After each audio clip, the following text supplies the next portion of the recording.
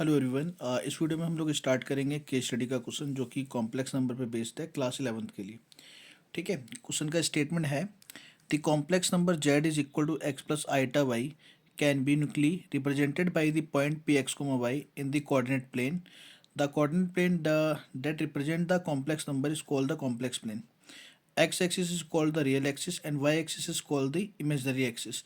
इस तरीके से आपको एक्स एक्सिस रियल और वाई एक्सिस इमेजनरी एक्सिस के हिसाब से एक complex number x plus iota y को पॉइंट पी की फॉर्म में कोऑर्डिनेट फॉर्म में एक्स कोमा वाई में आपको डायग्राम बना के दिया हुआ है। ये इसका जो लेंथ है उसको जेड मॉडुलस बोलते हैं, वो दे रखा है। और आगे ये बता रखा है कि if the point P x comma y represent all the complex number z is equal to x plus iota y then modulus of z is equal to root x square plus y square. And एक property बता रखी है z into में Z bar is equal to z mod का square. मतलब आपको formulas पहले से ही गिवन है। उसके बाद इसने बोला है कि इनके आंसर्स दो। तो फर्स्ट पार्ट है if z one modulus is equal to z two modulus is equal to z three modulus is equal to modulus of one by z one plus one by z two plus one by z three is equal to one then find the value of z one plus Z two plus Z three. ठीक है, ये आपसे question पूछा है। तो देखो आपको यहाँ पे फॉर्मूला तो गिवन है जो इसमें यूज होने वाला है जेड इंटू में Z bar is equal to z mod का स्क्वायर। ये तो आपको गिवन ही है। ठीक है, अब देखो फर्स्ट पार्ट में आपको गिवन है कि z one z two z three का मॉडुलस कितना है, वन है। जेड वन का मॉडुलस कितना है, इज इक्वल टू वन है।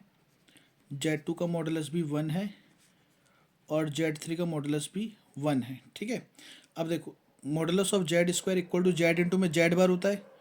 तो जेड वन का स्क्वायर इज इक्वल टू आपका स्क्वायरिंग बोथ साइड करूंगा तो वन हो जाएगा। यहाँ पे वन का स्क्वायर वन मतलब, और जेड वन मोड स्क्वायर को हम लोग क्या लिख सकते हैं, जेड इंटू में जेड बार।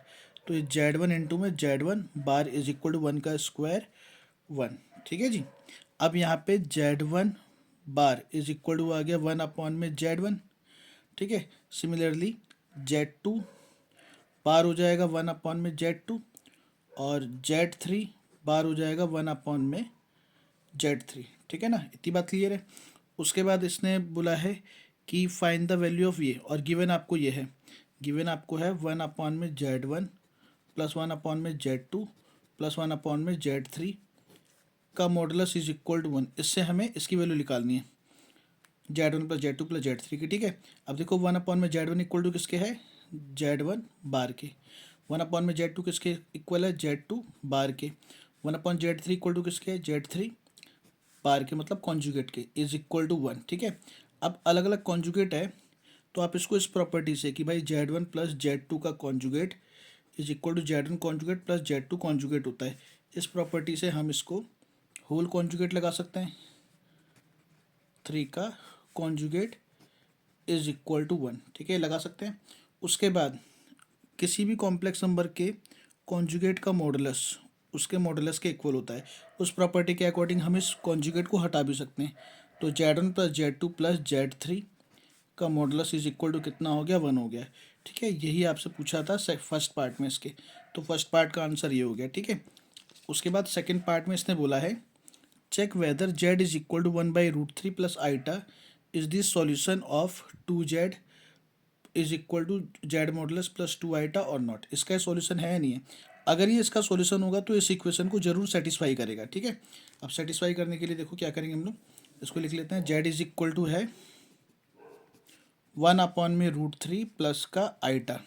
ठीक है, अब यहाँ पे लेफ्ट हैंड साइड मैंने लिया, लेफ्ट हैंड साइड है कितना, टू जेड। टू जेड का मतलब टू जेड की value one by root three plus का आइटा, मल्टीप्लाई कराऊंगा तो two by root three plus का टू आइटा। ये मेरे पास लेफ्ट हैंड साइड आ गई। अब राइट हैंड साइड है जेड मॉडुलस प्लस का टू आइटा। वैसे जेड मॉडुलस के फॉर्मूले हमें याद ही हैं, मगर याद होते ही हैं जनरली, वैसे भी आपको यहाँ दे रखा है। ठीक है, तो जेड मॉडुलस का मतलब हो गया रूट में x square plus y square, मतलब एक्स स्क्वायर प्लस वाई मतलब वन का स्क्वायर।